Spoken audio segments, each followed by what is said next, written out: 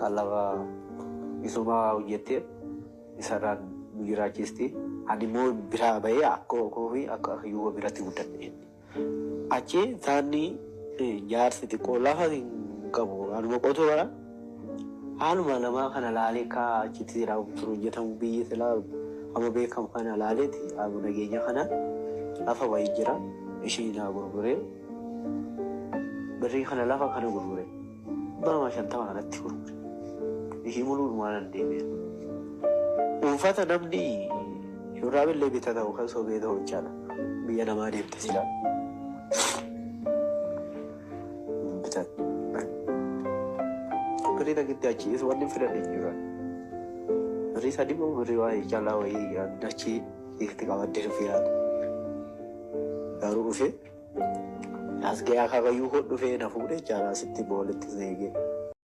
gara jabummaa ilma namaa echaadha egaa dhiirri waa rakkatu malee jedhamaa dura hin dhaabatu imimmaa mucaa kanaa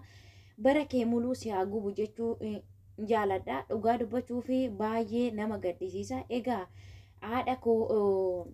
imimmaan irraa dhiqaa haadha koo abbaa koo rakkina keessa baasa jedhee biyya isaarraa dhufe hasitti garuu rakkina inni hin taane keessa galee rakkachaa jira jechaadha ijoolleen dhiirotaa Dubaay dhufuudhaaf amma yaada jirtan of eeggannoo guddaa godhaa isiniin jedha egaa beekumsa nama beeku kana tu as fide jechaadha garuu bara kana beettee beekuu baattee tokkuma jechaadha ashama akkam jirtu hordoftoonni seenaa ta'u nagaa waaqayyo isiniif haa baay'atu akkam isaati kana geessanii hani nagaa kootii isinis akka nagaa taatan abdii guddaan qaba walumantaa ambiraallee assalaamu alaykum isiniin jedhee tanan jira jirtu nagaa keessanii egaa viidiyoo kana laayik sheer gochuudhaan na bukkee dhaabadhaa isiniin jedha yaada koo ibsachuufan gara keessan kana dhufe mucaa kana argee bira darbuullee hin dandeenye jechaadha maaliif jennaani ilmi dhiiraa giddii malee hin bo'u jechaadha ilmi dhiiraa waa rakkatu malee hin bo'u ilmi dhiiraa akka nuti dubartii waanuma xiqqoo kakaffaanu kanaaf hin bo'an jechaadha giddiit isaan boocisa yoo rakkata yoo isaanii gamte bo'u malee waan xiqqoo irratti hin bo'an jechaadha garuu imimmaa mucaa kana idimee kee muluu si haa gaafatu siin jedha birriin ati nyaatte kuni siifisifaa'een dhugaa waaqayyo jechaadha egaa mucaa kana akkuma viidiyoo irratti argitani mucaan kun akkuma nam tokko egaa biyyi Dubaay kun maraatee jira amma biyyi deemamaa jirus yookiin dhiira fudhachaa jirtus biyya Dubaay tana jechaadha innaa ijoollee duratti shamarrantu rakkachaa jira jechaadha hamma garuu kan rakkachaa jiru ijoollee keenya dhiirati jechaadha egaa mucaan kun akkuma nama tokko maatii harka qalleeyyii irraa dhufe jechaadha egaa haadhi koo akkuma argitan viidiyoo irratti viidiyoo hunda asirratti isiniif maxxansuu hin dandeenye maatisaa araqee baastee na guddiste garuu immoo abbaan keenyas immoo lafa guddaa waan hin qabneef lafa xiqqoo kana naaf gurguree maatii koo baqa akkuma nam tokko namni si hojjetachaa jira sila ta'eef abbaan koos wantoota garaagaraa waan argeef deemi hojjetadhu jedhee lafa xiqqoo qabnurraa egaa lafti isaan qaban lafa magaalaa natti fakkaata yeroon akkatti ilaalu gurguradhu jedhaniiniiti gurguranii fi 250 tan gurguradhee 250 saniinis biyya harabaa kanan dhufe egaa maatii harka qalleeyya dhiisiti isuma waa qabuttu kumni 250 in ulfaata jechaadha natsaatti hin dhufu jechaadha ijoolleen biyya harabaa fiddan akkamitti akka fiddan kana siinumaafan dhiisa egaa biyya harabaa kana keessatti birrii kana jeejaan akka isinitti fiddan ijoollee namaatiin ifatamtanii simmoo natsaatti hin dhufu akka qallaalitti hin dhufu isiniin jechuu barbaade tananii isaanitti salphaadha warra fudhate kanatti salphaadha sin akkamitti akka fidda shinti beetii namaa dhixxanii ija arabaatiin ija haadha ormaatiin garfamtanii fiddu jecha egaa maatiin kun immoo lafa kana mucaan kun boru kan kana caalu hojjetee nuuf argama jedhanii lafa qaban lafa qotannuyyuu baay'een qabnu jedhee jira lafa qobanirraa qotatan keessaa irraa gurguratee gara Dubaay kana dhufe garuu wanti inni nama gaddisiisu keessa egaa biyya ormaan deema jedhee uffata takkallee keessa baasee hin bitanne birriin lafa naa gurguran kana akkuma jirutti daldalatti kennee tanan gara Dubaay kana gaafa dhufu birrii qabu isatti fixadhe birrii Itoophiyaa birrii 3 callaa wayiin qabanaa jedhee jira egaa gaafa Dubaay dhufe birrii bilbiladhuuti fidadhu birrii maallaqa gaafate jechaadha bakka biirootti egaa gaafa Dubaay dhufanii amma hojii galanitti maallaqi nama barbaachisa dirqama haa ta'uyyuu malee mucaan kun immoo nama beekullee hin qabu harka qalleeyyiidhallee namaatti isaaniitiin illee akkaawuntii kanarratti illee nagashaa jechuu hin danda'u jechaadha egaa gaafa birrii fudhatanii daldaloonni har'a kanas galchaa boru daftee galta hojii atumti dafi birrii kana galchi malee jedhuun jechaadha garuu haa ta'uyyuu malee hojii hin galchine maallaqa birrii kana muluu nyaatee maallaqa ammanaa galchi jedheen jechaadha isaan boodas egaa obboloota koo birrii har'a hin dhufti boru garuu jireenya keessan irratti akka dhiibbaa ta'uun beeku har'a imimmaan mucaa kanaa ija namaa duratti bahee egaa dhiirri tokko waa rakkatu malee waa dhiphatu malee fala dhabu malee gara keessan hin ba'u jechaadha dhugaa waaqayyoo imimmaasaa hedduunuma tokko na gaddisiise jechaadha rabbi hammalee imimmaan kee lafan oolchini isiniin jedha obboloota koo warri daldalaannatii hojjettanillee wanta har'a dabuu jettanii dhiiga namaa hin nyaatinaa isiniin jedha egaa amma biyya ormaa kanarratti maallaqa argachuu dandeessu jecha biyya keessatti immoo maatiin keenya birriin 10 iyyuu itti ulfaata jecha eessaa dhufa kan qotatan lafuma kan eenyu jedhani sisuma agam akka ulfaatu beekaa jechaadha rakkina kana as teenye wajjin dhadhamachuurra ilma koo deemi jedhee lafa qabuyyuu jechaadha lafa qotatuyyuu abbaan haadha isaa araqee baaftu kanallee rakkina kana keessan ishee baasa jedhee dhufe garuu gadda irratti gadda dabalee fi oromoo koo mucaan kun hedduudhuma garaana nyaata jechaadha dhugaa waaqayyoo osoo kallattii gargaaramu qabaatee hin gargaarre jechaadha boru waan nu waggaxamu hin beennu sila ta'eef isiniin jedha waaqayyoo rakkina akkanaa keessa isinaa baasu obboloota koo baay'ee waan nama gaddisiisu jechaadha inna warroonni daldalinnati hojjetanillee jechaadha bara kana keessa isuma hojjenne iyyuu akka itti nyaannu hin beennu jechaadha bara hamtuu kana keessa waliif ammeenya yaaduu silaa osoo beete jechaadha mucaan kuni akka social media irratti dubbatetti jechaadha egaa daldalan kuni akka oromummaattis nan beekaa mucaa kana nama amma fakkeenyaaf obboloota koo daldalinnati nama hargine irraan ollaan irraan hin kennanu jechaadha nan beekaa jedhee jira egaa waan inni akkana naaf godheefillee hin beeku jedhee jira jechaadha bara kana keessa akkamitti akka nama wajjin jiraatan hin jiru jechaadha mucaa kana immoo rakkinuma isaarree laalee maallaqa kanallee osoo deebiseef jechaadha egaa mucaan kun amma gara biyyaatti illee deebi'ee jira natti fakkaate baay'eedhuma tokko ulfaataa jechaadha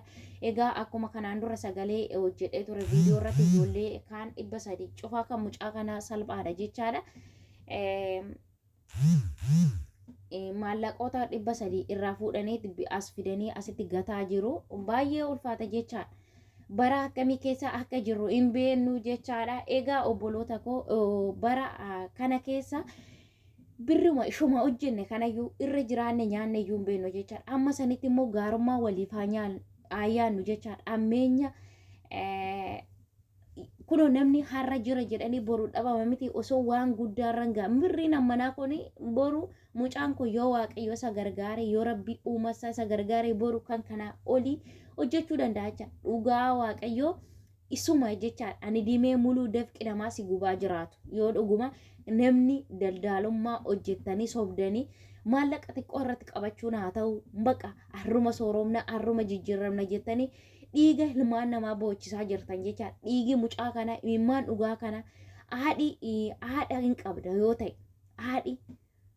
maalummaan haadha yoo sitti mul'ata ta'e dhuguma waaqaa maalummaan haadha yoo sinitti mul'ate waan kana dhiisa haadhi ofii qoraan baattee kasala gubdee araqee abidda baraarra dhaabattee dhuguma haadha hin qabda yoo ta'e birriin haadhaa sun as keessan dhabamu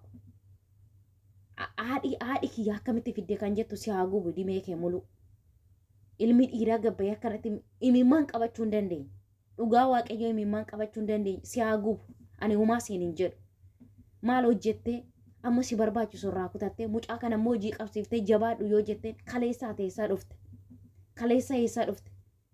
kaleessa daldaalinnatii atis akkasumatti isa kaleessa maaf yaadachuu si dadhabsiise bara kee muluu si haa gubu dhugaa waaqayyoo baay'een aaree baay'een gubadhee obboleessa koo omaa miti wanti hin dabarre hin jiru hunda caala fayyaadha xiqqoo abbaa faadhe kee osoo nu jijjiirta. Haadhi kee osoo araqee kana abidda kana gidduudha na baasta jettee si hedduu abbaan kee osoo lafa gurgurisan nuu deebisa ilmi keenya yeroo gabaaba keessatti siin jedhanii si eega jiranii xiqqoo kun isa gaaxamuun na gaddisiisa malee siif gaarummaadha. Boru waaqayyo waa si qopheessu hin beeku. Rabbi dachee kanarraa si haa dhabamsiisu dhugaa Kiristoos. Imimmaan mucaa kanaa si haa gaafatu. Imimmaan haadha kanaa si haa gaafatu. Haadhi abidda lamaan gidduu dhaabattee ilmoo koo guddifadha jettee ilmoo koo ija waan hin taane irra hin bu'in jettee kasala gubdee haali mucaa kanaa baay'ee natti ulfaate baay'ee dhugaa waaqayyo jechaadha. Bara akkamii keessa duratti shamarran keenya jechaadha amma walqixxaanne dhiironnis akkasuma dhugaa waaqayyo dhiironnis baay'ee gubachaa jiru. Warroonni biyya arabaa dhufuudha jettan warroonni dhiiraa of eeggannoo guddaa godhaa jechaadha. Rakkinni ijoollee keenyarra gahaa jiru amma kan shamarranii xiqqoo fooyya'ee jira jechaadha. Kan dhiirati amma rakkina guddaa keessa kan jira warri dhiiraa. Dhugaa waaqayyo haala baay'ee keessa haala baay'ee ulfaatu jechaadha. Rabbumti nama haa gargaaru malee baay'ee ulfaata. Egaa kan nama gargaaru Rabbidha. Bakka deemtan hundatti Rabbi sin haa gargaaru wantan jedhu tokkollee nan dhabe jechaadha.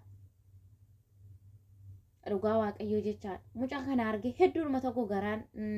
imimmaan illee qabachuu hin dandeenye ofillee to'achuu hin dandeenye.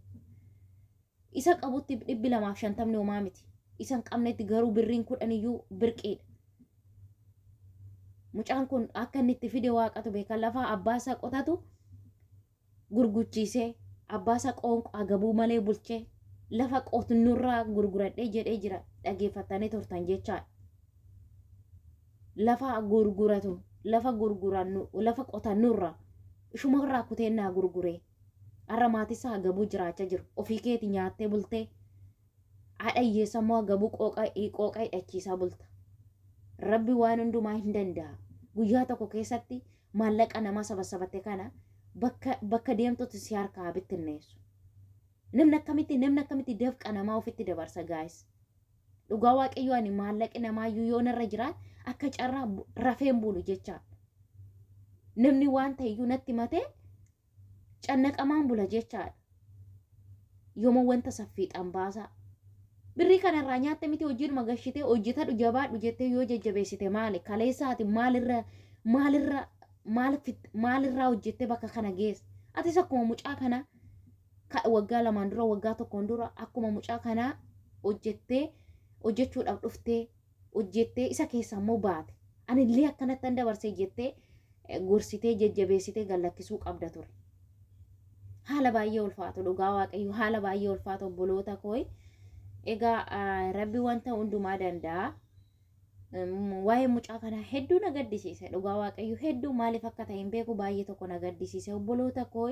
Waanni gumaa keessiif haa baasu waanni dafqa keessiif haa baasu Rabbi kan kanaa olii si